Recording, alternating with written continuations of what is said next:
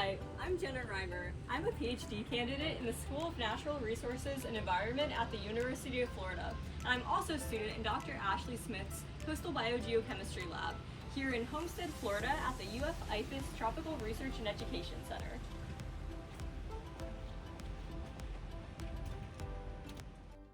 Many people decide to move to Florida for its beautiful climate, beaches, and wildlife.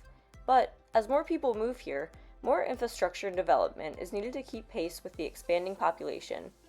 As a result, there are more nutrients from fertilizer, septic tanks, and other anthropogenic sources entering Florida's waters. Before these nutrients from land can be transported to the ocean, they go through a coastal filter. We call these estuaries. Estuaries are the transition zone between freshwater and saltwater ecosystems and can remove nutrients before they reach the ocean. As a result, estuaries protect marine life and the quality of the ocean, which is critical to Florida's status as the ultimate beach vacation destination. However, the biogeochemical processes that control the removal of nutrients in estuaries are complex. Other anthropogenic pollutants, such as salts, heavy metals, pharmaceuticals, and microplastics, can affect the ability of estuaries to filter nutrients. Therefore, my research investigates how temporal and spatial environmental changes may impact both how nutrients are being processed and where and when nutrients are being stored within estuaries. My research uses a few different analytical techniques to look at the spatial and temporal changes in nitrogen in estuaries. One of these techniques is stable isotopes. Isotopes are forms of an element which contain the same number of protons but different numbers of neutrons. Because they have the same numbers of protons, they have the same properties, but because of the differences in neutrons, they have different masses. For example, nitrogen has two different isotopes. The first one is nitrogen-14, which comprises about 99.6% of all nitrogen atoms. There's also nitrogen-15, which is the heavier isotope. It has a heavier atomic mass, and that comprises about 0.4% of all nitrogen atoms. I looked at the isotopic signatures of nitrogen in three different types of samples in our estuary. First, we looked at isotopic signatures in plants.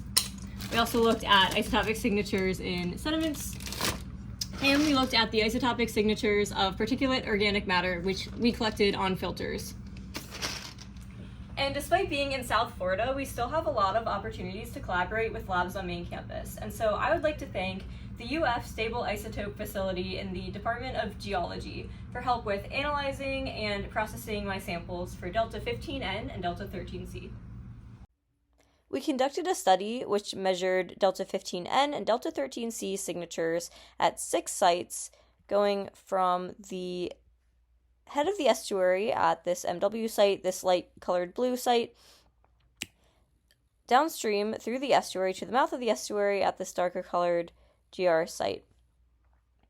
And we found that isotopic signatures increased linearly downstream along the salinity gradient of the estuary, so from these lighter-colored sites to these darker-colored sites, we saw more enrichment.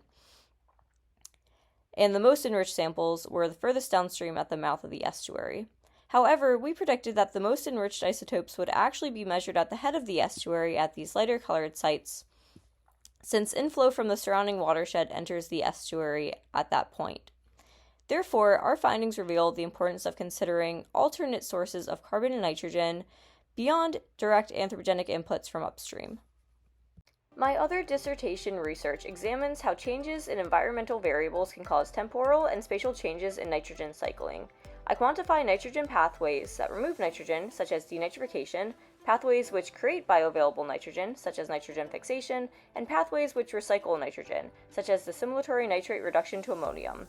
Ultimately, my research has led us to conclude that salinity, temperature, and nutrient additions are important drivers of nitrogen cycling within the Guana estuary.